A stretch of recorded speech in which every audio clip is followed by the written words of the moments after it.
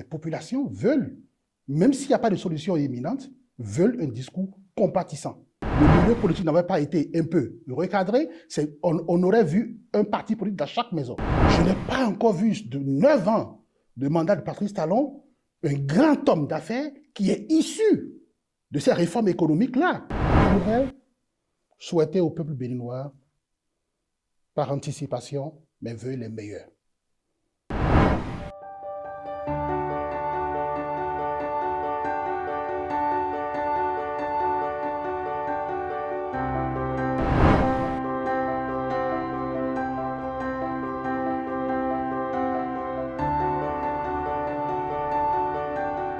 Je pense que dans quelques heures, le président fera son discours et la majorité des Béninois attendent de ce discours une certaine innovation. Innovation dans ce sens que vous ne savez pas qu'il est souvent reproché au chef de l'État sa déconnexion des populations.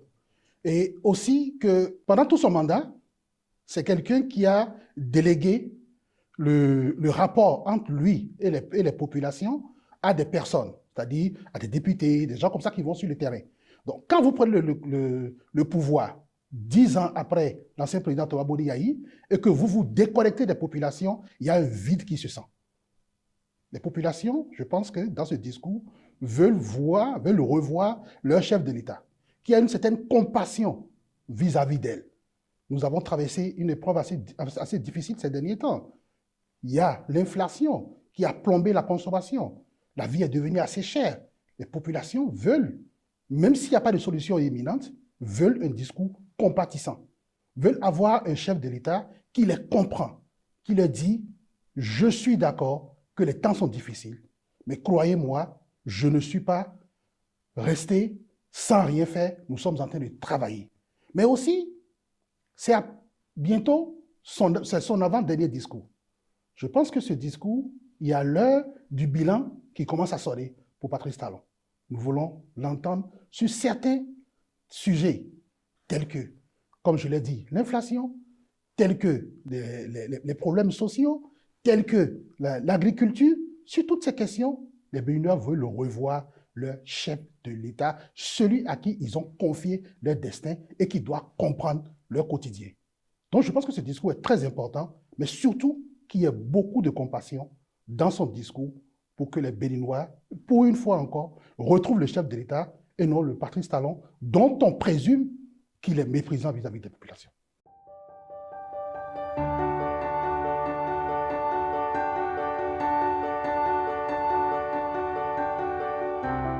Je pense que sur le courant de modernisation, on ne peut pas aujourd'hui reprocher au gouvernement actuel de n'avoir pas fait beaucoup d'efforts pour moderniser non seulement le pays en matière d'infrastructures, les infrastructures sont vraiment de très bonne qualité, ça renvoie à une certaine fierté quand on est à l'extérieur du pays, quand on écoute les commentaires sur les personnes qui sont venues visiter notre pays, en l'occurrence Cotonou, et tout ce qui s'y fait. Nous sommes tout à fait d'accord là-dessus.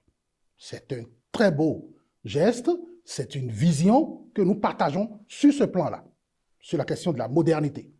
Et aussi, dans plusieurs domaines, certaines réformes, je le dis souvent, certaines réformes sont bonnes, telles que la réforme du foncier, qui est une très belle réforme, qui a réduit aujourd'hui beaucoup de tracas, beaucoup de stress, même si dans d'autres domaines, les populations ont été jetées dehors et que c'est un problème que l'État devra essayer de résoudre pour amener une paix relative.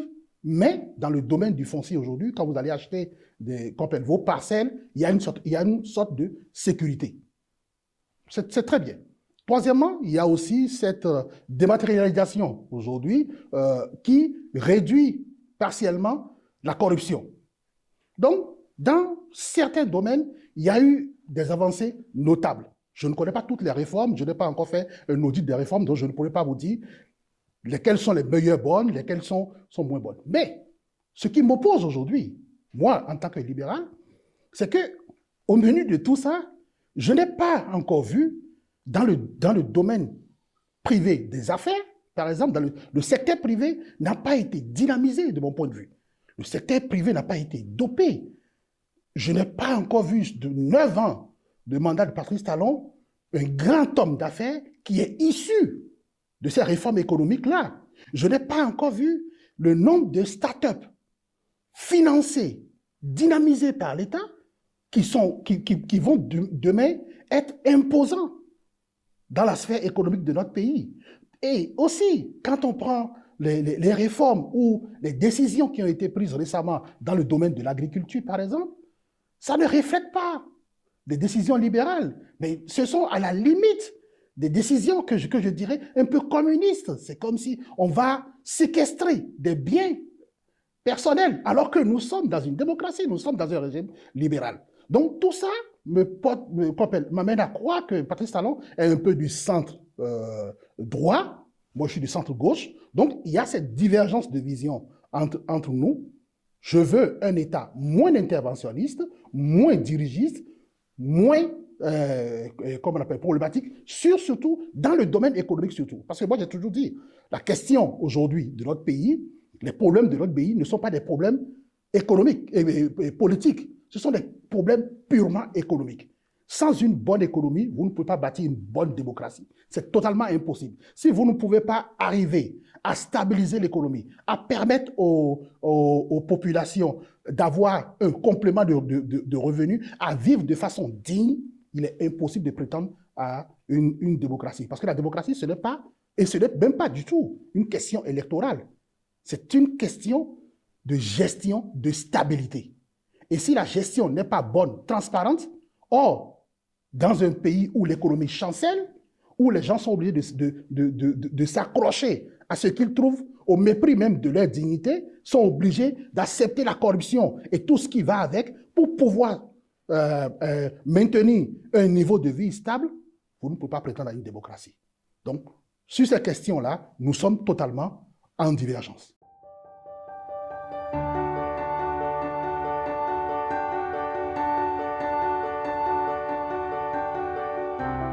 J'ai critiqué plusieurs fois le système partisan.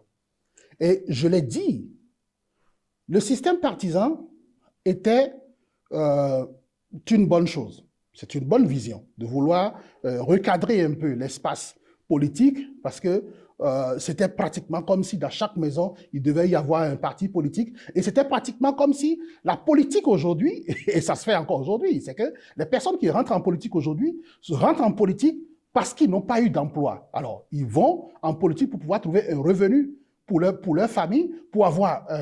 c'est comme s'ils s'en vont chercher un emploi en politique qu'ils n'ont pas eu dans la société. Donc, ce sont pratiquement, je vais le dire comme ça, ils vont m'en vouloir, mais ce sont pratiquement des chômeurs avec un CV qui rentrent en politique. Et si le milieu politique n'avait pas été un peu recadré, on aurait vu un parti politique dans chaque maison. Donc oui, nous sommes d'accord qu'il faut assainir l'espace politique. Mais assainir l'espace politique, ce n'est pas, il ne revient pas, et je le dis plusieurs fois, à un chef d'État d'avoir l'ambition de réduire le nombre de partis politiques dans le pays. Parce que là, on tombe dans l'autoritarisme. On n'est plus en démocratie.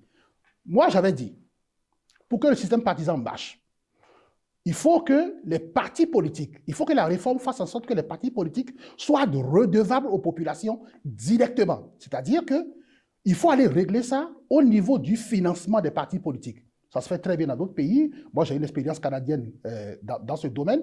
Il faut que les partis politiques aillent chercher directement leur financement auprès des populations. À ce moment, ça veut dire que nous allons avoir du gagnant-gagnant. Vous venez nous voir pour prendre de l'argent, eh bien, nous allons vous exiger ce que nous voulons comme résultat. Si vous n'apportez pas ce résultat, nous ne vous donnons plus rien. C'est le fait que le financement des partis politiques aujourd'hui est du domaine de l'opacité, que nous avons des politiciens qui font tout et n'importe quoi. Donc oui, il faut assainir le milieu politique, il faut un système partisan, il faut un système partisan, mais il faut que le système partisan soit proportionnel aux problèmes qu'on veut aller régler. Mais qu'il ne soit pas juste parce qu'on veut chercher à réduire la taille des partis politiques pour pouvoir en imposer d'autres. En ce moment-là, on n'est plus réellement dans la vision de l'assainissement du milieu politique.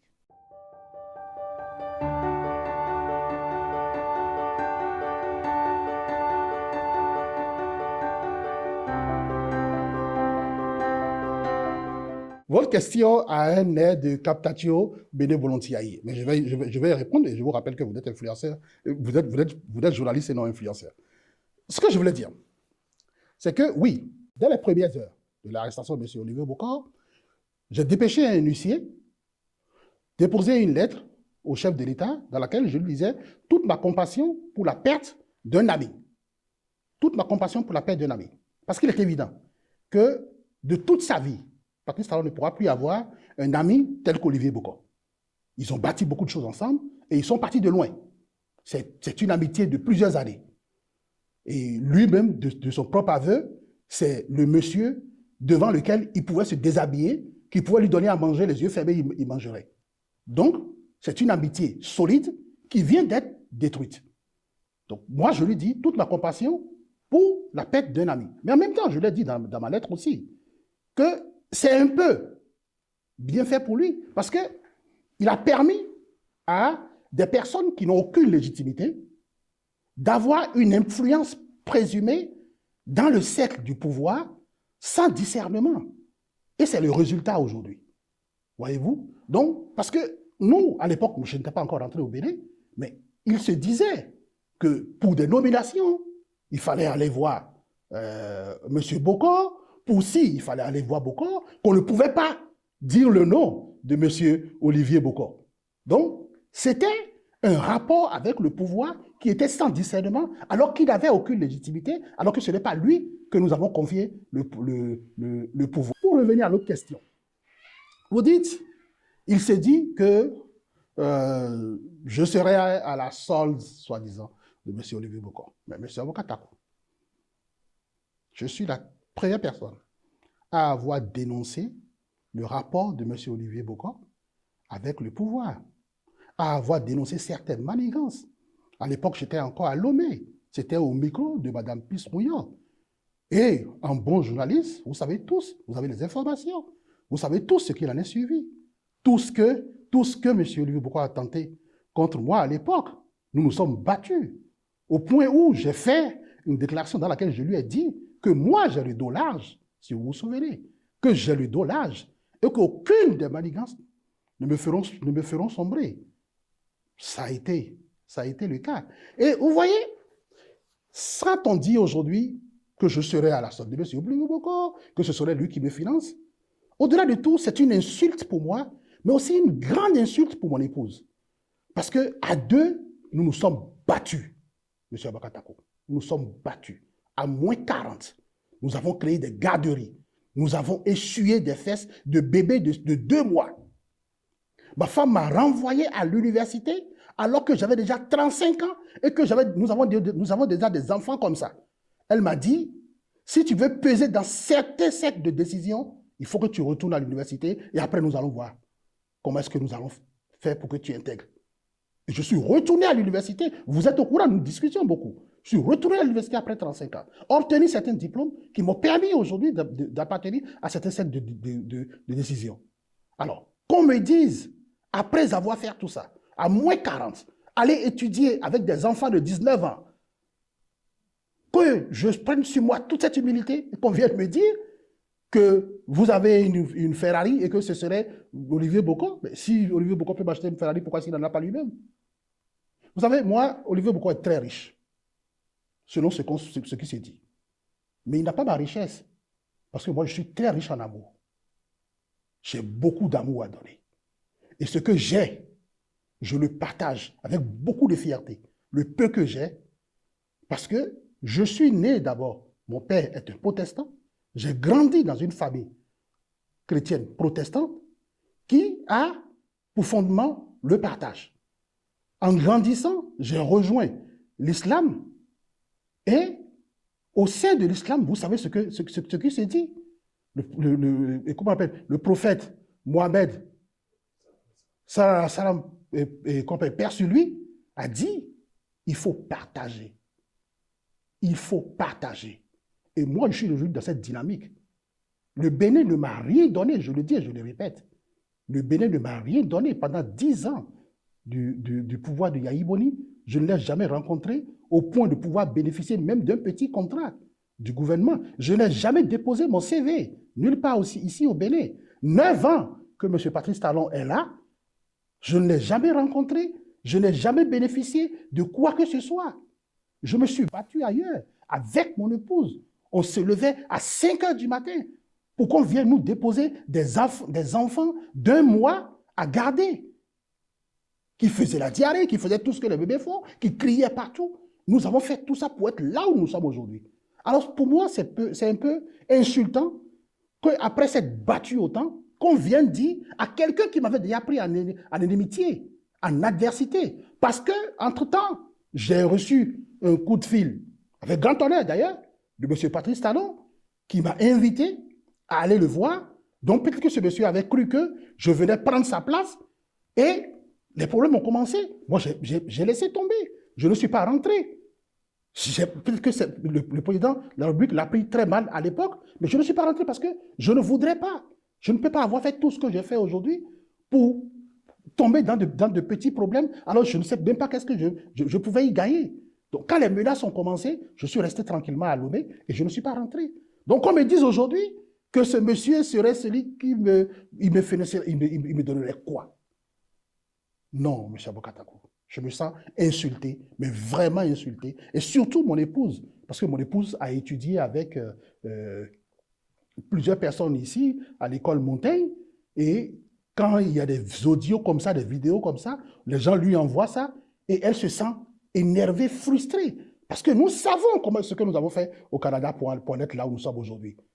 Donc, M. Abokatakou, croyez-moi, je n'ai rien à voir avec ce monsieur, et il faut que les gens arrêtent de m'insulter.